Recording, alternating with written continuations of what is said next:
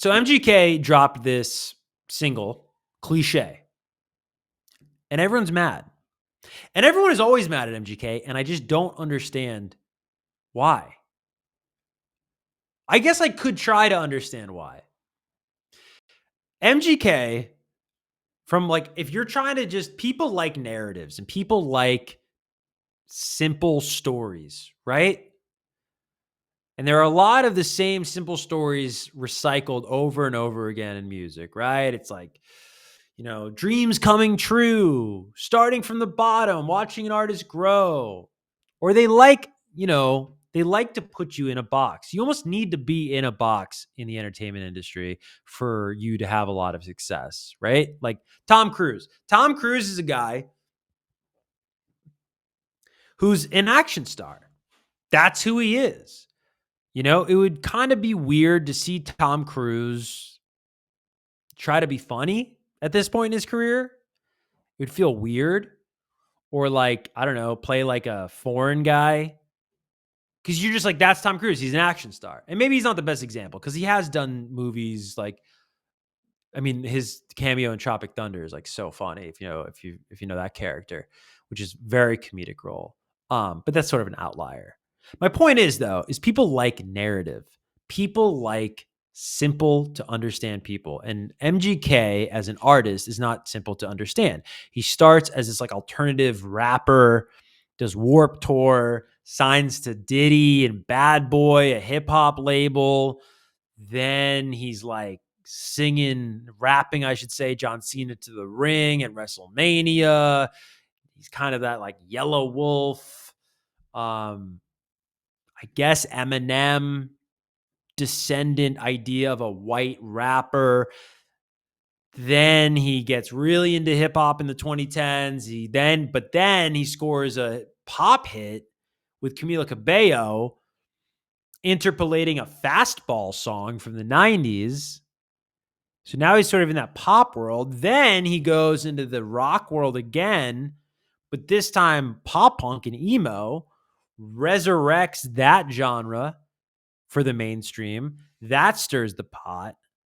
Then from there, does an interview with me at K-Rock in LA and goes, yo, I'm done with this pop punk stuff. I'm going to go back to rap. Doesn't go back to rap. Does a country song with Jelly Roll last year. Now he's going full on pop. I say all of that to say there's nothing wrong with that. He's allowed to do that. It's kind of cool he can do that. It kind of shows how talented the guy is that he can do that. But people are going to be jealous, number one, because he's having success at all this stuff. Okay? Especially artists. Artists are trying to have success with one sound. This dude's having success with rap. When he was a rapper, bro. When he was a rapper, how old was MGK in 2012? 22 years old? 22-year-old kid is rapping John Cena to the ring at WrestleMania in John Cena's biggest match versus The Rock in Miami, Florida. Okay? So he's already killing it at 22 in this rap shit. Then he goes over to pop. Top 10 hit, Camila Cabello. I forget the name of the song. Forgive me. But they did interpolate fastball. Has success there. I didn't even mention he gets into acting. Does a great job playing Tommy Lee in the movie Dirt. Has success there.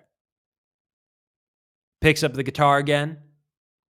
2 back-to-back number 1 rock albums. Pop punk albums. Emo albums, right? Whatever you want to call it. Has success there. Goes over to Jelly Roll Country. Has success there. And now he's probably going to have success with this song Cliché. And so people don't like that. They don't like that, right? But it's fascinating how much they don't like MGK. Because I will tell you, as somebody who interviews artists for a living, there's a laundry list of less cool people that I've interviewed than MGK. As a matter of fact, I think MGK is one of the cooler people. I'm saying as a person, as just like a conversation, as somebody you're talking to that's not fake, that is a genuine person that deeply cares about the music. He's up there. of just people I enjoy talking to. Because that's a big thing. Part of the job of the interviewer is, even if you're not digging the interview, you can't let the audience know you're not digging the interview. You can't let the audience know you're not into this artist, you're not a fan of this artist. That's part of the show, if you will, right? And I think that's what's different about hosting on camera or hosting a podcast or things like that professionally, however you want to deem professionally, and then just to kind of chopping it up with your buddies. I think that's the difference. Is there is a showmanship to it, you know? But then there are interviews that you genuinely enjoy. And I did. I genuinely enjoy talking to MGK. And I can be a cynical guy, and I can kind of be a jerk, and I can kind of be a snob when it comes to music. And I mean, I didn't think that guy was a poser at all. At all. You're allowed to have different interests in the world. You're allowed to be very talented in the world. And you're also allowed to piss a lot of people off. And he kind of does all of it. But the critiques that I'm hearing that are like, why do this? Why do 2 rock albums? Why do a country song with Jelly Roll? And then now do a video where you're doing choreography and you're making a pop song. First of all, the song's awesome. The song is awesome. Kudos to the people that wrote it. No Love for the Middle Child wrote it with him. And then Emily, is it Emily Rossler? I want to get this right. Emily Rossler. I think it's Emily Rossler. Is it? Let me see. I don't know. Is it? Hold on. Who wrote Cliché with MGK? Oh, Emily Rosen. That is my bad. And then the artist No Love for the Middle Child worked on it too. I thought the melody was very No Love for the Middle Child, for whatever that means. The melody, the hook. So if you like the song, maybe check out No Love for the Middle Child's music. Anyways, here's my other contention with those people that are like, why do this? Why go pop? What do you want this guy to do? What do you want this guy to do? He made 2 back-to-back #1 rock albums. Okay. That was a moment. That was an era. By the way, Tickets to My Downfall, he also did a movie called Downfall's High. Okay. Did it. And I see this all the time. Like, what did Jay-Z say, right? You want my old shit? Go buy my old albums. To paraphrase Hove. But seriously, you want to listen to rock MGK, bro? You got 2 #1 albums. 2 #1 albums that you can listen to whenever you want. Okay? So now what do you want him to do? You want him to go back to rap? Well, he does rap. He drops freestyles on social media, gives you rap. But also rap's in a weird place right now. The biggest rap song at the moment is What the Helly. It's a song called, if you don't know, What the Helly. It's by Rob49. That's his name. It's like the biggest song right now. Justin Bieber apparently like cut a remix to it. I don't get it at all. I mean, I get it if it's just like, I get it as like a fun whatever song. Throw it on in the club. I bet that sounds great at a frat party. I bet that sounds great in the club. I bet that sounds great if you're like working out. I bet that sounds great if you're just, and look, I'm naming a lot of situations in life. Isn't that funny? Some people are like, yeah, I mean, I bet that sounds good, in the car. I bet that sounds good in the club. I bet that sounds good if you're like, playing some video games. Like, it's kind of what most people do every day. So anyways, I'm kind of proving my point or arguing against my point. But it is funny where I'll read these articles of people trying to like apply all this artistry to the song What the Helly. Not everything needs to be broken down like it's like the greatest song in the world, okay? When you go to these music websites. But my point is hip hop is in a weird place. So what do you want to see MGK do in hip hop, dude? Also, he's done hip hop. He's got tons of hip hop records. Go listen to those. You can do that. We do it all the time. We literally listen to old music so much that it charts on Billboard. So just go listen to his old music if you want him to go to rap. I don't know how he factors into rap in 2025. Do you really want to hear an MGK Sexy Red song? I don't necessarily. I'm open to it, but I'm not craving it. Do you really want to hear MGK with, I mean, isn't that terrible? Who's even like going on in rap right now? Boss Man D-Lo? I don't think you want to hear that, you know? I mean, rap is so uninteresting right now. Rappers are going to country. They're not collaborating necessarily with other rappers. Rap is in a really weird place right now. Very weird place. I feel like it's lost its narrative a little bit, where so much of the mainstream appeal of rap, and by the way, I'm talking about rap and hip hop as an outsider, as an appreciator of the culture, as somebody who grew up right when it went nuclear in the early 2000s and became pop music. I mean, that's a whole conversation, by the way. I don't want to go off too much of a tangent. I do want to make a point about MGK, but I mean, there was a point, dude, where like more people, I don't know about statistically, but in my friend group, like we would watch BET after school instead of TRL because of how good the music was on BET versus whatever TRL was playing.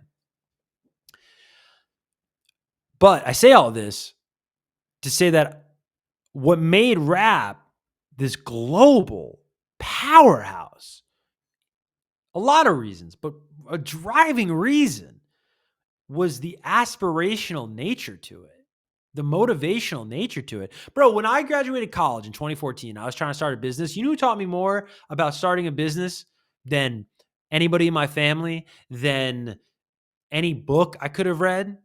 Was Jay-Z. Jay-Z's albums. I would listen to Jay-Z's albums.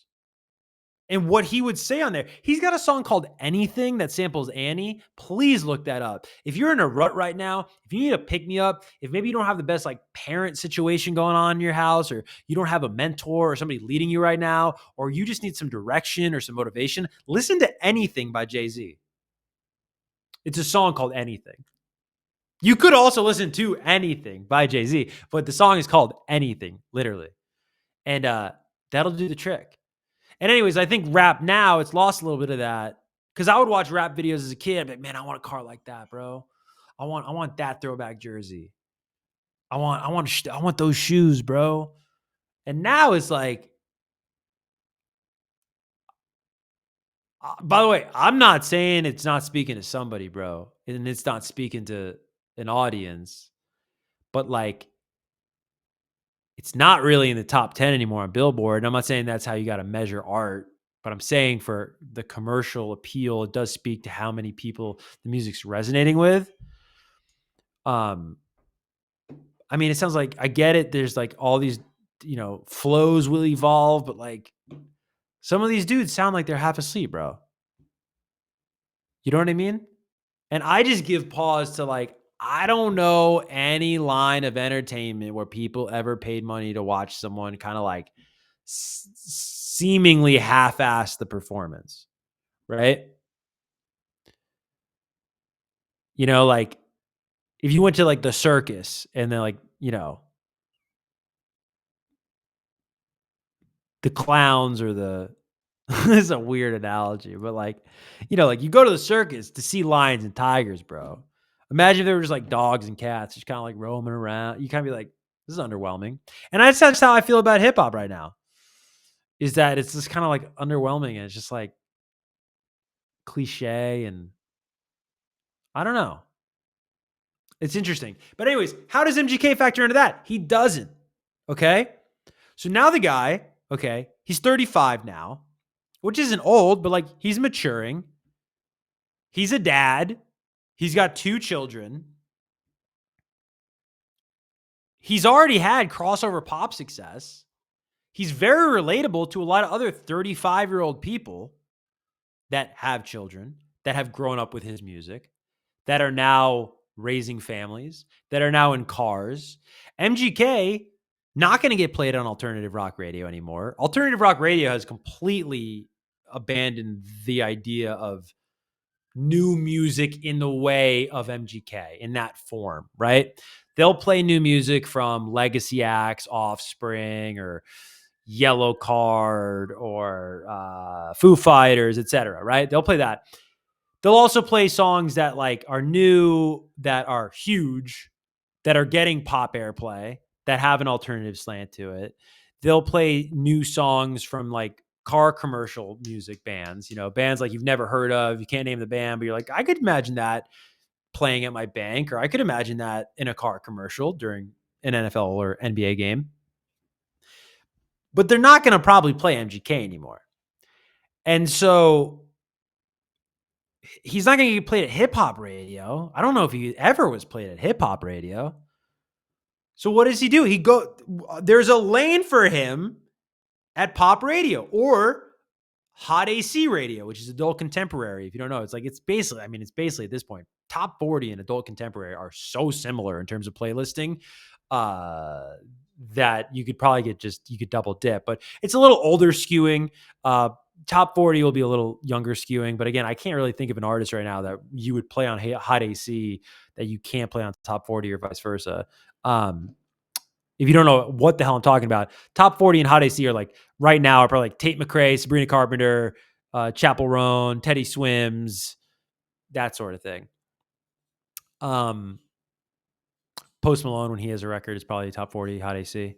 So I think it's brilliant for MGK. Brilliant. And I think it's the right move. And I think the song is great. And it's like, the song is great. It just really is. It's got almost like a Grease Lightning like charm to it. I don't know. The guy's not taking himself too seriously in the video. He's like just having a good time. I truly, if you're mad about this, I think you gotta find a hobby. Call a loved one. Paint. Read a book. But move on from hating on MGK. Cliché is a great song.